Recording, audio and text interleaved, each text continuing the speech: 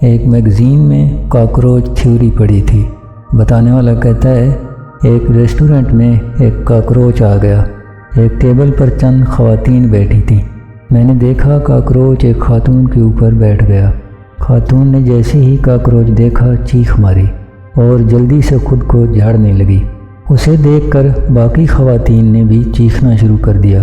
آخر خاتون کا ہاتھ کاکروچ کو لگا تو وہ اچھل کر دوسری خاتون پر آ گیا۔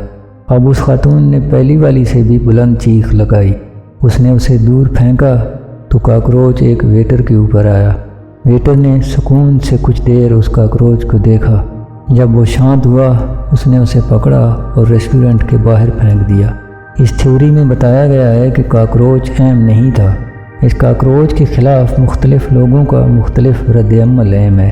جیسے پہلی اور دوسری خاتون اس کاکروچ کا تحمل سے سامنا کرنے کی بجائے پینک ہو گئیں، جبکہ وہی کاکروچ ویٹر کے لیے کوئی مسئلہ نہیں تھا۔